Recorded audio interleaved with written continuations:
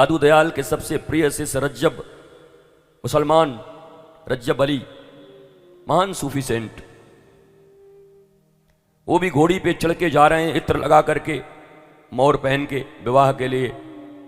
सामने दादू दयाल आ गए, बस 10 कदम बाकी होगा निकाह के स्थल पे जाने में। दादू दयाल आए और ऐसे करके देखा, बड़ी गहरी आंखें थी दादू की। रज्जब कब गए? रज्जब से एक ही सवाल पूछा दादू दयाल ने, रज्जब तैने गजब कियो, सिर पर राखो मोर, आए थे हरिभजन को, चले नरक की ठौर।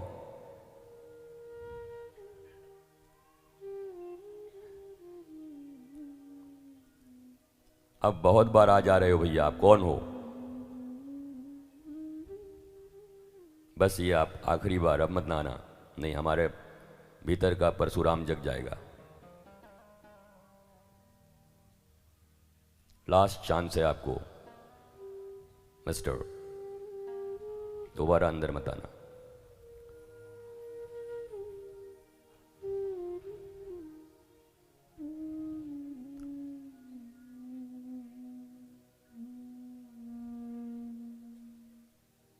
रज्जब तैने गजब कियो,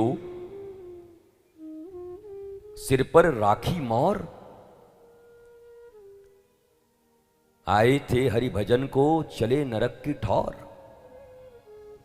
कहते हैं बस इतनी सी बात दादू दयाल ने कही, रज्जब घोड़े से उतर गया। और फिर रज्जब की जिंदगी में जो परिवर्तन आया,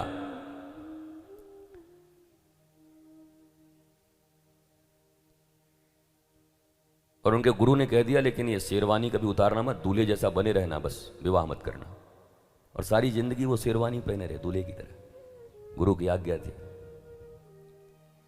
गुरु जब इस संसार से विदा हो गए तो उन्होंने आंखें बंद कर ली।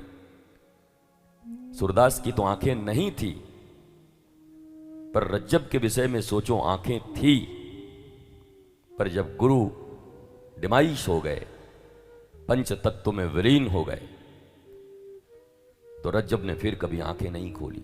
लोग रोते थे, एक बार मेरी तरफ देखो, आप इतने बड़े संत हो, आंखें क्यों नहीं खोलते? बोला जो देखना था देख लिया, जगत के रंग क्या देखूं, बस मेरे गुरुदेव का दीदार ही काफी था। उसके बाद उन्होंने आंखें नहीं खोली।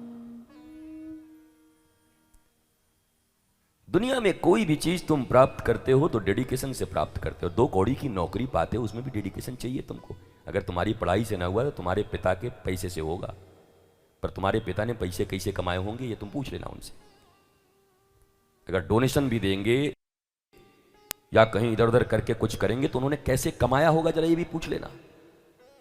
या तो तुम्हारे पढ़ने से होगा, या तो तुम्हारे डेडिकेशन से होगा, the will power, the hard labour.